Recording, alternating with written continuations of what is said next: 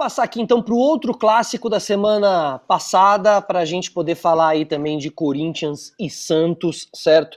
Foi um bom clássico, Rodolfo? O que você achou? Como você viu? Estava na expectativa do Neymar. Você viu, infelizmente não tivemos o mosaico da Bruna Marquezine, né? Mas a ideia era boa. A galera pegou no pé, você viu pegou, lá? Né? E ele saiu dando risada e tal, do caralho. Vamos lá. Com relação ao clássico, eu achei que o Santos fez um jogo que não foi... Foi um jogo corajoso, foi um jogo que o Santos dominou os primeiros até 25 minutos do jogo, até tomar o gol. E depois que tomou o gol, e aí toma o segundo na sequência, sente muito, mas o segundo tempo, com as alterações que foram feitas, o time conseguiu voltar para o jogo, fez o gol e pressionou, poderia ter empatado. Foi decepcionante, eu acho que mais pelo bom jogo que fez e por ter tomado 2 gols em falhas que, assim, o segundo gol é um mérito do cacete do Garro, que acha uma bola espetacular, mas diante também de uma defesa muito mal posicionada, e o primeiro gol é um absoluto escárnio, o Basso tomar aquela antecipação do Yuri Alberto, né? O cara não encostou no Yuri em momento nenhum, e ali para mim decretou o fim da era Basso no Santos. Ele saiu ali naquele jogo e, por coincidência, tanto o lado direito daquele dia foi uma tragédia com Léo Godoy e Basso, e por esse jogo contra o Água Santa, o Caixinha resolveu mudar, trouxe o Gil de volta, o Luan Pérez estava suspenso, e colocou o Sherman na lateral direita, que fez a melhor partida dele no ano, mostrando que, assim, por mais irregular que o Sherman venha sendo, que é um jogador muito jovem, tem 19 anos de idade, ele é 20 vezes melhor que esse rapaz da Argentina aí, que era ex-Estudiantes e ex-Atlético Paranaense, inclusive foi rebaixado com o Atlético Paranaense, o Léo Godoy, não tem condição nenhuma, assim, pelo que eu vi até agora, porque pelo que se fala do Estudiantes, ele era um ótimo jogador e tal, mas o que mostrou até agora é absolutamente pavoroso, né? Então, do ponto de vista assim, do clássico, algumas coisas me chamaram a atenção positivamente, outras negativamente, mas o que eu posso dizer é que, pontualmente, para não estender demais, o Caixinha fez algo ali que eu gostei do ponto de vista tático, mas ele pecou na escolha dos nomes, e era o que ele vinha pecando ao longo do tempo. Insistência, dizer que o Gil não tem condição de jogar no time, mas o Basso tem. É uma coisa que nem o Carille, que no auge da sua ruindade cometia de equívoco na Série B, sabe? Uma coisa que qualquer Carille consegue ver que não tem a menor condição de se comparar o Gil com o João Basso, entendeu? E inclusive essa questão da lateral direita. Uma outra coisa que me incomodou no clássico foi o Neymar de risadinha com o Depay, o time tomando os 2-0 e os dois brincando, parecendo que tava jogando um amistoso. Eu achei que ali faltou sensibilidade pro Neymar. Eu tava puto tomando os 2-0 daquele jeito, porque não era um 2-0 de amasso, o Corinthians tava colocando o Santos nas cordas, atacando pra caramba. O Corinthians achou 2 gols de contra-ataque. Um gol de bola cruzada, ali numa perda, o primeiro gol, o Tiquinho me erra um passe ridículo e surge o contra-ataque. O segundo, quem perde a bola é o Neymar. Né? Foram 2 jogadas de contra-ataque quando eles achou o gol. O Santos estava melhor. Ele larga a jogada, né? Ele larga a jogada. Larga a jogada. Exatamente. E aí fica ali conversando. Pro Mateuzinho, velho. Fica ali conversando, dando risada com o Depay. Eu fiquei puto, assim. Eu achei que faltou ali sensibilidade de pensar, porra, a torcida do Santos deve estar puta tomando 2-0 que eu vou ficar aqui dando risada com o cara. Vai dar risada depois, vai chamar o cara pra ir na tua casa. Não vejo problema nenhum com isso, né? NBA é super normal. Os caras depois do jogo se cumprimentarem, se abraçarem. Tudo bem, mas durante o jogo, irmão, é guerra. Clássico Santos e Corinthians. Não tem torcida adversária, só a dos caras. E os caras dando risadinha. Eu achei que a postura do time como um todo foi banana. O Santos foi banana. Teve uma jogada ali, não sei se vocês viram, do Depay. Ele chega, dá um carrinho no Baço, derruba o Baço.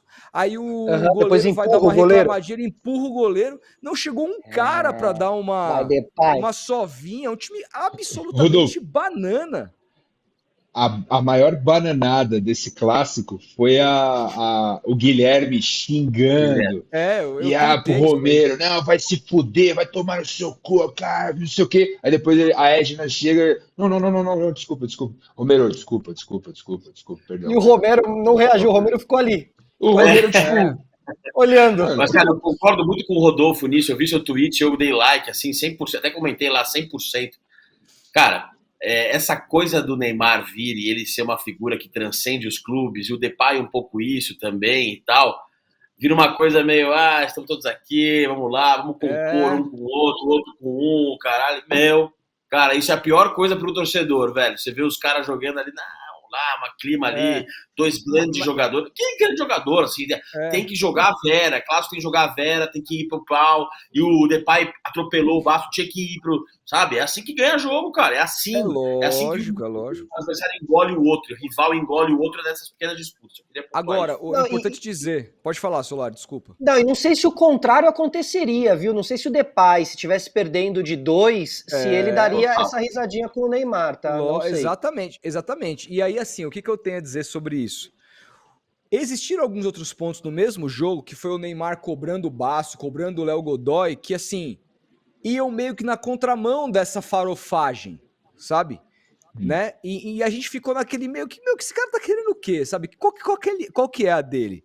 E aí aconteceu esse jogo com o Água Santa, que era um jogo que era mais do que obrigação pro Santos, porque se o Santos perdesse do Água Santa ontem, o Santos ia brigar para não cair no Paulistão, né? E uma vitória colocaria o Santos como o primeiro colocado no grupo, fazendo depender só dele para se classificar. Então era um jogo absolutamente crucial na temporada, era uma decisão pro Santos ontem. E ontem eu vi um Neymar que é, assim, diferente do que eu jamais vi em toda a minha vida do ponto de vista psicológico, tá? E não é só sobre ontem. O Neymar não tomou um cartão amarelo até agora. O Neymar não reclamou uma vez com o juiz assintosamente até agora. E ele mesmo deu entrevista falando que isso mudou na carreira dele.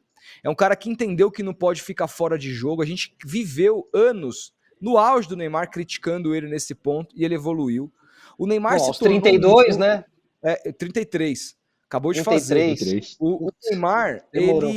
Ele demorou, mas assim, antes tarde do que nunca, né? Porque, enfim, isso precisa ser elogiado.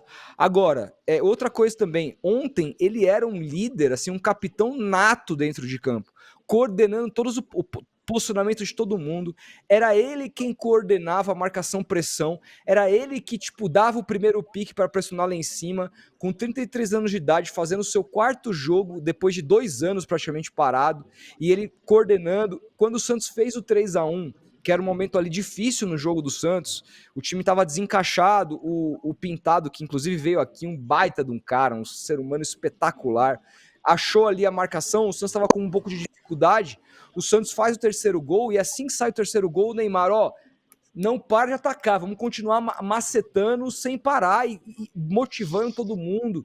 E aí termina o jogo, ele vai para a coletiva, e assim, você vê na cara dele que ele tá feliz de estar ali, que ele tá se sentindo pertencente, que ele não tá ali mano, vou ter futebol brasileiro, é festa, e não, vou me preparar para a Copa do Mundo, vou usar isso aqui como academia. Não, ele tá realmente querendo muito ganhar. Então a imagem de ontem meio que deu uma melhorada nessa coisa da brincadeirinha que ele deixou no clássico. Eu espero que ele tenha entendido essa parte, que alguém tenha chegado nele e tenha falado, cara, eu sei que você é amigo do cara, mas não pega bem, sabe? E ontem eu gostei muito do que eu vi da postura. E aí, só para finalizar, antes de começar o jogo, o Ricardinho Martins entrevistou o Neymar pai, porque tá acontecendo muitas coisas fora do campo. O Neymar pai está agindo como uma espécie de intermediário para trazer várias empresas para fazerem coisas pelo clube do ponto de vista infraestrutural. Então os caras estão reformando vestiário da Vila Belmiro, estão reformando um monte de coisa lá, quartos e não sei o que, no CT Rei Pelé, no hotel que tem lá, e entre outras coisas infraestruturais, para dar uma melhor condição para que o Santos tenha o Neymar, né? Não só pelos 5 meses. E aí, nesse inteirinho, ele foi conversando sobre isso, o Ricardinho Martins, com o Neymar pai, e ele pergunta sobre essa questão do contrato, e ele falou, olha, é preciso dizer, o que a gente está fazendo pelo Santos aqui é uma coisa que é de curto, médio e longo prazo. A gente não veio para 5 meses. Os 5 meses existem porque é o tempo que a gente deu para o Santos se estruturar, como o Marcelo Teixeira está me permitindo e me abrindo as portas para trazer pessoas que querem ajudar o clube a ter uma condição aqui para que o Neymar se sinta em casa. Agora, a gente não veio aqui para 5 meses. Então, assim, isso mostra muito, claro, futebol pode mudar da noite para o dia, pode acontecer N coisas, o Neymar pode se lesionar de novo amanhã e tudo mudar, Mas o que está acontecendo até agora, do ponto de vista do projeto Neymar para o Santos, cara, é grandioso, assim, o Neymar continua, é muito louco isso, o Neymar continua vestindo a camisa do Santos agora aos 33 anos, sem ter se lesionado uma única vez vestindo a camisa do Santos, e era o que a gente menos esperava dele. E ontem, dentro de campo, ele desfilou. O primeiro tempo do Neymar foi absolutamente assim, de gala. Acho que ainda carece de algumas coisas, mas é nítido como ele está crescendo fisicamente, crescendo do ponto de vista atlético, e o drible que ele dá no pênalti que ele sofre é um negócio assim que acho que nenhum jogador no futebol brasileiro tem condição de dar aquele come de letra em progressão, em mudança de direção. Não existe nenhum jogador. E assim, digo mais, com exceção aí a esses caras que ainda não pararam, Messi, esses caras, nenhum jogador do mundo tem condição de fazer aquilo hoje em dia. Você não vê o Vinícius Júnior dando um drible daquele, foi o melhor do mundo. Você não vê o Rafinha que tá sendo... é o melhor. Você não vê o Salah dando um drible desse, não dá. O drible do Salah é sempre o mesmo. Ou corta para um lado ou para o outro. É um excelente jogador, estupendo jogador. É mais jogador que o Neymar hoje, em termos de resultado que ele entrega, né? O time que ele joga, o nível que ele joga. Mas esse tipo de jogada é algo que só ele sabe fazer, e a caixa de ferramentas ali que ele traz é um negócio brutal. E então, assim, ontem eu achei que o Santos finalmente estreou na temporada. Então, relevei, apesar de ser o Água Santa, a derrota para o Corinthians. Acho, inclusive, que pode ter uma revanche na semifinal, porque se o Santos passar, o Santos deve pegar algum adversário, o Guarani, Português ou Red Bull, que são times mais fracos, né? E se o Santos confirmasse as duas vitórias próximas, o Santos jogaria contra esses times na Vila Belmiro, jogo único. E aí, numa eventual semifinal, o Corinthians, que tem a melhor campanha, teoricamente pegaria quem tem a pior, que deve ser o Santos. Então eu já prevejo uma semifinal rolando em Itaquera, uma revanche com o time do Santos, podendo ter os reforços de Roleiser, David Washington e outras peças a mais que podem eventualmente chegar. A negociação com o Thiago Maia não parou, ainda acontece, que é um jogador que pode dar um estofo bem grande para o meio de campo. O Santos negocia o Rodrigo Vidagra, do River Plate também. O Santos pode enfrentar um Corinthians bem diferente desse Santos que enfrentou na primeira fase do Paulista, e aí, assim, com o trabalho encaixando, ontem o Caixinha achou algumas soluções, a gente pode depois falar sobre isso, mas com o Santos, se continuar nesse crescente, pode ser um jogo bem diferente numa eventual semifinal de Paulistão.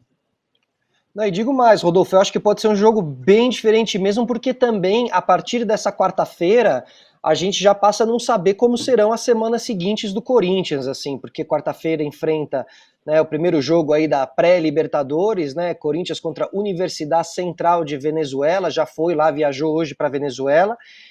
Dependendo de como for, assim, acredito que o Paulista tenha servido até aqui como uma pré-temporada para o Corinthians, uma ótima pré-temporada aí para a Libertadores, no sentido de ter terminado com uma ótima situação, mas a partir de agora, né, daqui a próxima rodada, já zera essa primeira fase toda, e aí tudo começa, né? Então, assim, tenho minhas dúvidas de ver como que o Corinthians vai encarar a partir daqui, porque lembrando que são duas fases que o Corinthians precisa passar, são 4 jogos, e jogo na Venezuela e tal, né? A gente sabe que... Eu espero que passe o trator, né? Obviamente, mas a gente sabe como funcionam essas Copas internacionais. Né? Assim, eu sou um corintiano bem cético.